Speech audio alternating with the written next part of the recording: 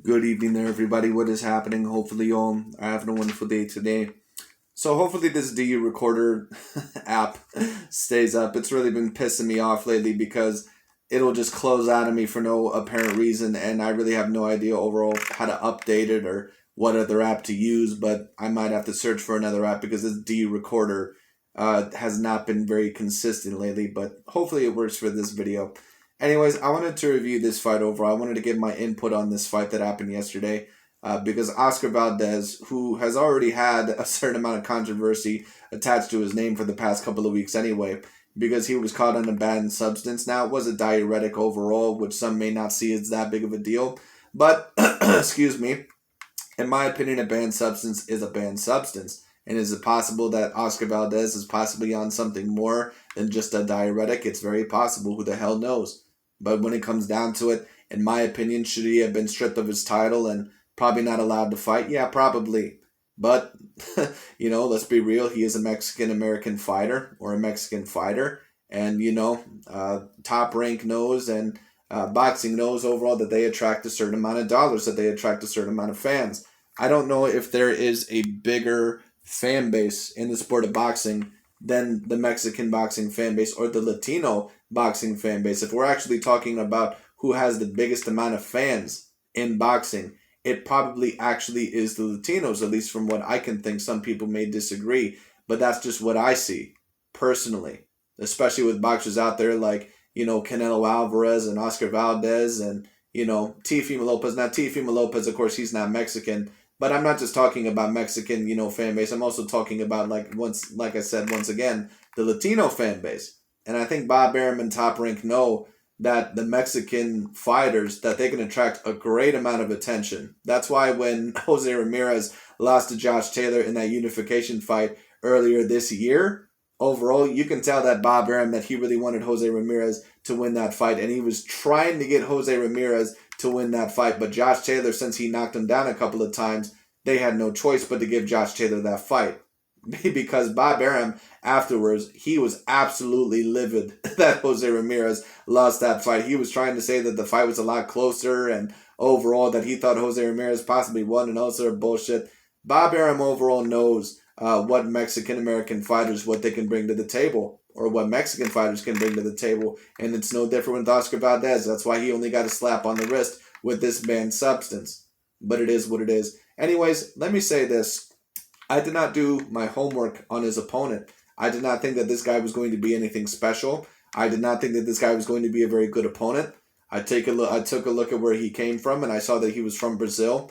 And Brazilian fighters, they're not usually known for being A-grade boxers. They're not usually known for being, they're not usually known for their boxing prowess or for their boxing excellence. So overall, I kind of underestimated him heading into this fight. But I guess that's the all-time lesson of never judge a book by their cover or never judge someone by where they come from. Because you never know overall how talented an individual really can be, no matter the situation. But when it comes down to it overall, I looked up his record. I knew that he was 16-0. And I said, okay, well, let's just see what Oscar Valdez does. And this dude gave Oscar Valdez all sorts of problems. And they're going to be talking about it overall. I'm going to review the highlights. I'm also going to review what Andre Ward and Timothy Bradley and Mark Kriegel said. And let's just kind of tune in.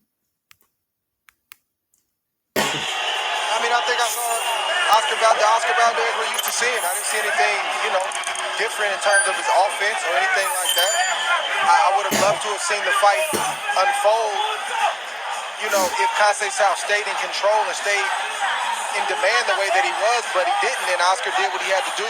Solid performance from Oscar Valdez, but it wasn't anything out of the norm. I don't think that it was a solid performance by Oscar Valdez at all. In fact, I think that he's very, very lucky because had this been another fighter, he very well could have lost this fight. Of course, the scorecards, 2 of them overall were 7 rounds to 5 for Oscar Valdez. Another one was 9 rounds to 3 for Oscar Valdez. 9 rounds to 3 was way, way, way, way, way, way, way too wide. Am I surprised about that? No, I'm not, but it is what it is. In my opinion, if you're asking me who I thought won the fight, I thought that the Brazilian fighter, in my opinion, probably pulled the fight out. I think I scored it 7 rounds to 5 for the Brazilian. But what I will say is this. I thought that he was very, very consistent. I thought that he was very, very great in the first 5 rounds. He was backing Oscar Valdez up. Even when he was on the back foot, he was very aggressive. Overall, I thought that he was clearly outlanding. He clearly was out countering Oscar Valdez, whether it be the right cross. He was hitting him with a lot of left hooks. His jab was very, very good. I thought overall that his defense and his movement was very good. But I think that he thought that he at least secured the first 7 rounds hands down. And you can never assume that in a boxing fight. You win absolutely every round that you have to. You win. The goal, in my opinion, if I were a boxer in a boxing fight, you win every second of every round if you have to. That is the mindset that you should always have, because you never know what the hell these judges are going to pull out of their ass. And that is a part of the reason why Conceicao, or however you pronounce this dude's name, the Brazilian fighter, that's a part of the reason why he lost this fight. Because Oscar Valdez, he was the clear A side in this fight. The first 5 rounds, I did not really even think were that competitive. I thought that the Brazilian fighter was clearly winning on the scorecards. I clearly scored the first 5 rounds for the Brazilian fighter. But when that 6th round hit, that's when it started to turn a little bit. And that's when Oscar Valdez and, this guy, their punch stats were very, very, they were starting to get a little bit similar. A certain amount of people, they always love to take a look at the punch stats and maybe someone's face and say, oh, well, it was a complete robbery. Take a look at the guy's face and take a look at the punch stats. Well, you can't always determine by the punch stats on how close the fight was or how far apart it was. Because this is a perfect example. Because the Brazilian fighter, he completely outperformed Oscar Valdez in the first half of the fight in the first 5 rounds. Like the punch ratio, or the punches landed ratio compared with Valdez and the Brazilian fighter was outlanding him like literally 3-1. But as that 6th round hit and as the fight was continuing onward, overall in the second half of the fight, it started to be more 1-1 or 2-1, depending on which round it was. So this was a competitive fight. It was a close fight. This is not the worst robbery that I've seen overall, if you want to call it that. But when it comes down to the overall, what I will say is this. Do I believe that the fight probably should have went the other way? Yeah, personally I do. But it is what it is. But what I will say is this. I do think that the Brazilian fighter, I think that he gave up some of the rounds in the second half of the fight. Because I think that he thought that he secured those first 7 rounds very clearly, when he didn't. He secured the first 5, I thought, very clearly. But 6 and 7 could have went either way. With the victory in front of his hometowns, 115-112 was quite closer than I expected, especially after that point deduction. But Tim, he gets the victory that he... That's another thing as well. There was a horrible point deduction in the, I believe it was the 10th round. Very, very, the 9th round, I believe it was. Very horrible point deduction. There was a hit behind the head, a couple hits behind the head, even by the Brazilian fighter, but they were pretty pat punches. There were nothing that could have been too damaging. I understand if you want to give him a warning, but a point deduction for that, in my opinion, was way, way, way too severe. And that was only the first time that it happened in the fight anyway. So, in my opinion, that was a very, very, very poor point deduction. Tonight. Oscar Valdez, being the relentless champion that he is, came forward, dominated, never gave up, and will start fighting. If you're asking me personally, the faults that I've seen in Oscar Valdez, well, they're the same faults that I see in him a lot of the times. He does need to learn to keep his hands up a little bit more, especially in the early part of the fight, especially in certain exchanges. He can get hurt. He can get knocked down. He needs to keep his hands up, especially when sometimes he's leaving exchanges or when he's leaving the clinch, because he keeps his hands down, and Conceicao, or however you pronounce the name of the Brazilian fighter, he was able to really land a lot of good left hooks and a lot of punches on the inside early on in the fight. He was able to adapt a little bit later on with that, but he was still getting caught with certain shots. Oscar, congratulations. I know you were stung by the criticism coming into this fight. Does this make it better? It makes it better. I've been through a hard week. I'm sorry for all this ruckus. I'm not a disrespectful man. You disrespect me, don't be pointing at me and saying all this, man. I've been through enough. Man. We won the fight. We did what we had to do. And when it's on to... Well, in my opinion, Oscar, you probably should have lost the fight. But you're going to have to clean up your skills overall if you're going to have a chance against someone like a Shakur Stevenson. Well, let me not say that. Well, don't get me wrong. He is going to have to clean up some skills. A lot of people out there, they're trying to promote the narrative that Oscar Valdez doesn't have a chance against Shakur Stevenson. I don't know. I think that that's a very good fight. We'll see what happens. If I had to favor anyone, I probably would favor Shakur Stevenson just by a little bit because he is very slick. He's very light on his feet. And I think he would have a style that maybe would give Oscar Valdez problems. But Oscar Valdez, he is more experienced in facing elite caliber competition. And he does have very, very good power. The one thing I would say about Shakur Stevenson is that I'm not necessarily sure if I would say that he has a great power. But we'll see what happens. Next chapter. What did he say to you? Do I think that Oscar Valdez more than likely would probably beat Jamel Herring? If Oscar Valdez did not take him seriously, Jamel Herring could give him a very bad night. If Oscar Valdez were to perform like this against Jamel Herring, I think, he certainly could beat him. But all in all, I think Oscar probably would beat a Jamel Herring. You disrespect me. He's over here yelling in my face, man. We're grown men. Don't be yelling in my face. I understand you might be upset. Of course, you want to become a world champion, but don't point at me. Don't yell in my face. Spit at me. I've been through enough this week, man. Listen, let me go. Well, that's your own fault. Because you put something in your body overall. It's your responsibility as a fighter and as a boxer overall to make sure that you're clean at all times. That includes overall not putting stuff into your body that you think overall would be foreign or that you have no idea what may be in there. That's why whenever these boxers, they say, oh, it was tainted meat or that's a bunch of bullshit. Because these boxers overall, they eat organic foods, they eat organic meats when it comes down to it, just in case that were to happen. But a lot of these boxers, they're on PEDs anyway, so it is what it is. Back to the fight. It looked like, from our perspective, the first five. Don't yell in my face, spit at me. I've been through enough this week, man. Listen, let me go back to the fight. It looked like, from our perspective, the first 5 or so rounds, he really had a lot going for him with the jab, and something changed. Did you sense it, and what was it? Well, it makes the fight complicated when someone is trying to run the whole fight. I'm trying to put a good show to my fans.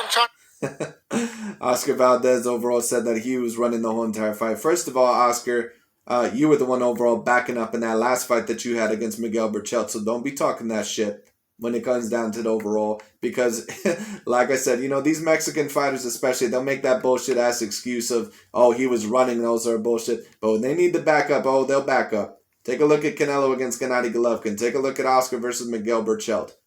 You knew exactly what you had to do in those fights, and I have no problem with that. But don't call this dude a runner. Now, in my opinion, there were certain rounds where I do think overall the Brazilian fighter, I thought that he kind of gave away, especially the last round and some of the latter rounds, which may have cost him the fight.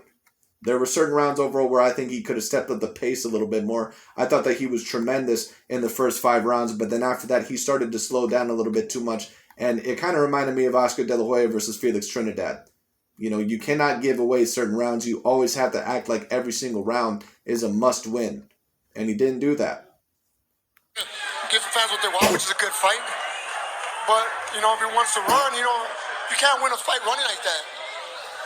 Let me talk about the Oscar, half the time in the first half of the fight especially, you were the one that was on the back foot because you were getting the shit kicked out of you in the first half of that fight, Oscar. Let's be real.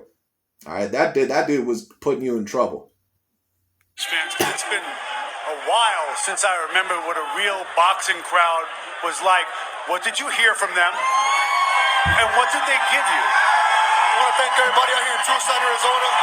I'm sorry I didn't give you guys a knockout or a great fight. I wish I could have given it to you. It's hard to hit somebody when someone's running the whole fight. Hopefully it can come back again. No, he wasn't running the whole entire fight, Oscar. Most of the time, actually, he was exchanging with you.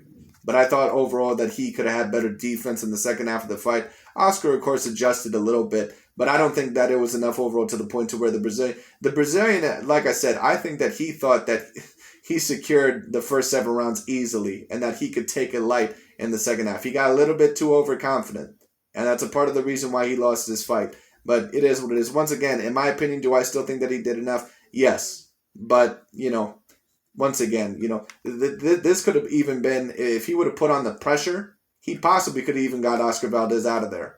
But I thought that he just took too much time off in the second half of the fight. Was another great fighter. Hopefully he's the one we all want. You guys know who he is. Who is he? We all want the winner of Shakur Stevenson and Jamel Herring. Let's do it. I keep hearing overall by the LDBC and new media that Oscar Valdez, that, that apparently he's running from them. I don't really know a whole lot about that. I'm not so sure. But of course, they say that everyone's running from every black American fighter. So sometimes it's hard to believe them. I don't know. But we'll see, Oscar. We'll see what happens. But if you perform like that, you're not going to beat either of them. If I had to predict, I would say that more than likely Shakur Stevenson is going to beat Jamal Herring. But we'll see what happens. Shakur Stevenson, he is very inexperienced against top-level competition. So we'll see. And Jamal Herring, he actually has adapted very well. Okay, you gonna be in Atlanta? Are you gonna be in Atlanta? I don't know. I'm going there. Let's do it. Okay, we know what you want. Will that make you feel better, the winner of that? Yeah, of course. They're great fighters. They're great champions. The best have to fight the best. And let the best man win that night. Do you have a timetable for that? Doesn't matter. Coming up, I'm going to rest a week and I'm going to stay back in the gym. This fight was harder for you than you thought? Yeah, it's hard. Every fight's hard. When these world-class fights, they're hard. But you do what you got to do to win. There's the Fury versus Wilder thing. Oh shit, that happens October 9th. That actually happens a little bit sooner than I thought.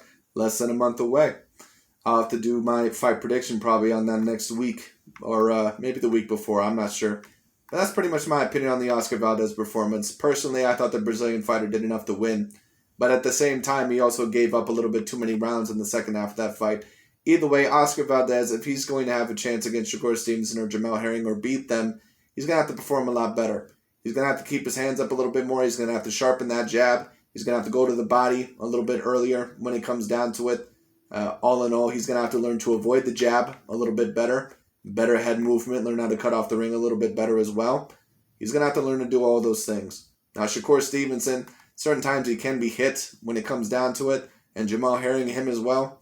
We'll see what happens. One thing Oscar Valdez does have, he does have very, very great power. So one punch from him can change a fight. So we'll see what happens. Anyways, that's really about it for today. Thank you all so much for watching. We'll see what holds. We'll see what the future holds for Mr. Oscar Valdez. Should be very interesting. But thank you all so much for watching. I'll talk to you all later.